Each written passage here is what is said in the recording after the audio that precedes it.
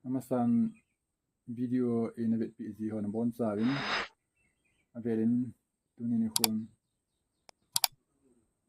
Thusim khatnangai kit na te Amasan John Taylor Thusim in a sayvin kon khanin in a patsum pi te dio jong kata sanin tunin zong missionary in thangta Thusim khat William Carey in ko Thusim in li Ahunglut dan Thusim anangai ki na tin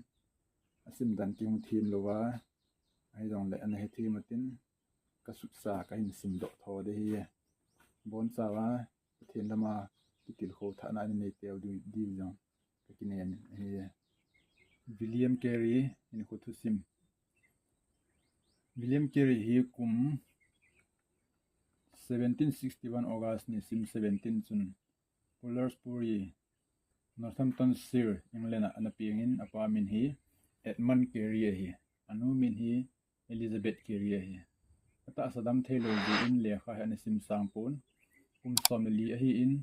anu lepan ahum ki khosa theina din ti in keng ko sim kizil namuna ana koi hlonin hi som le segi hi in Krista chu ani ki sanin ahum piang tha ta nei Latin pau hi athim sa hin Greek le Hebrai ani ki chu be ki ni nei apau het ho mang cha in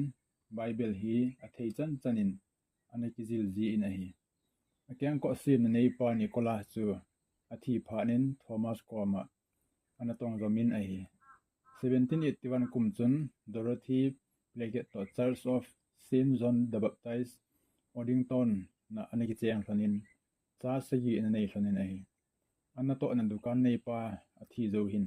adukan chu ama in bol zomin hi gimta ana tong pumchun Hebrai Latin French le Dutch akichu pe in ama hi na bima kitang den lowa kal sut pe ding khanto pe ding dei mi ane 1785 kuma school teacher dinga atim ji win school jil kungna chu anatong in kum khada to jawin baptist ho bungin pastor dinga atim ji win kum 1786 a Harvey Lane Baptist Church Leicester England pastor dingin ngamden anai ta nei chuti a pastor na to jing lai chun hisanga hope zau zo akin bolding alung tu ji chun alung gel ki ba pi loi ho Andrew Fuller John Ryland le John Sutcliffe te ho to 1792 kumchun Baptist Missionary Society in Putavin ai Baptist Missionary Society noiza India gama missionary Ahunglut ani ki pido ata na hele ansung din monoto mi ho chana ve vin hele adat mo hle vin a hi William Carey wangchun pathian na konin thilen ta kinem pumin pathian dingin thilen ta bolin ti chu alung gela ana chin jing ji chun alung neu pu nei East India Company chun England to ka wa sum kolve na langa asu no opha ding ki cha ji un India gama missionary Ahunglut ding aza dawin ahin la William Carey chu alung sunga India che nomna chu abei thei de pon alungim hle zin ahi pha so ta zawin ama ho pudingin Dennis captain pong chu amutawin hi chun India zonin ongkal sung tawin ahi 1793 kumchun ai nei pi to Calcutta doctor natong sa Dr. Thomas to achate ni to Calcutta India hongthung tawin ai William Carey chun athei khamin mi ho koma pathian thu asin akin bol na chu kumpinu sipai hon hin het pha nuin akin bol na hai san dingin sei tawin abol kitle mat dingin agi sal tawin ai ahin la Carey lung sunga chun kin bol nom na lunggel alien che zo in ain sung mi te ho chun la alunggel het thim pi powin ain ko te be hin kan ko te be hin ka kin bol na hi e het thim pi lew ka pu gi hi i chan ham jang khai ding a hin ati ji nei wang phanum ten Carey chun manabati muna manager na ain mutan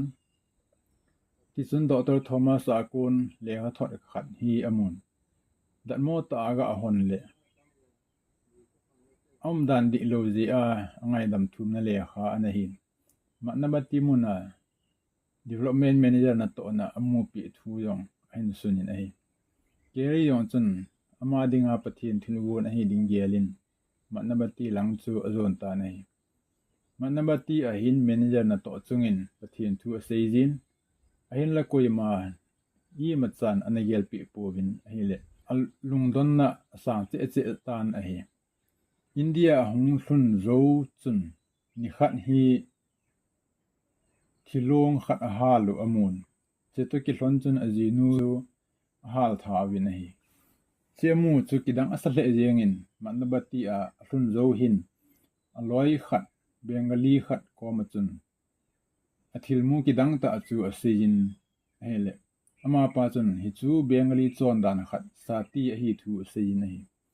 Carey chun Hindu ho le kha a kisun di pun ati na hele ama pa chun kisun love aim hi ma ho dan le khabu chu mizo sen nei lo a hin chubana bengali de chun ke ho pa wa ka nei lo a hi ati na hi che dan pa ngai ki zuya hi mai ati pe ta na hi che don but na chu Carey kin bol dan ki hial sa ahung hi ta na hi bengali pa wa pathian thu sim do ding chu a hin gel kho hle tan ama ho paw nge la le khabu sim ding ahung uma hi le athil bol zo sa u chu aphatlo ji hin hedo win tin che a kon chun ki hial na hin ne jivente ti chu ata san na hi kin bol na langa kinep na sang ta anei lai hin achapa peter chu e hon an na in aphatan ana tho zo lewin October 11 1794 chun athita nei Missionary Society chun William Carey to tong hom ding missionary a hin sol be pi in a hin la East India Company chun missionary him lut aphal povin a hi William Carey ding zong Serampur langa ki chon do jeng lo chu lamdang om ta poi January 10 1800 chun matnabati a konin do atawin a hi Serampura missionary ho hi mi thim ta ta hi win William Watt chu khola lekha ta do thim mi a hin Joshua Marsman te nu pa chu sikul zilkung ana hi sa he hlonin William Carey chu hi le paw dang thim le lekha sun mi nei ki ni nei hiti chunama ama thip na langa kin bol na chu apan ta win deni chuna dei chum hle ji chun hon len ta khan hi a chon hi chia chun in len ta khan hi asata win le khata do na ding mun to nume pasal kai na ding sikul in phata khat jong asawin Carey chu ki pa hle jengin hin la missionary ding alung tu pen ta san tha sim ding ti chu amu theiwa ta pu nei hin la kiniam le lo hi la ato ham na zal la chun kum segi zovin December 28 sang khat zagi chun akin bol na ako na Jesu kisana Krishna pal chu baptisma atang ta ne India gam hungkal son na ji penta alol hin ta ji in Carey chu ki pa hle jing in a hi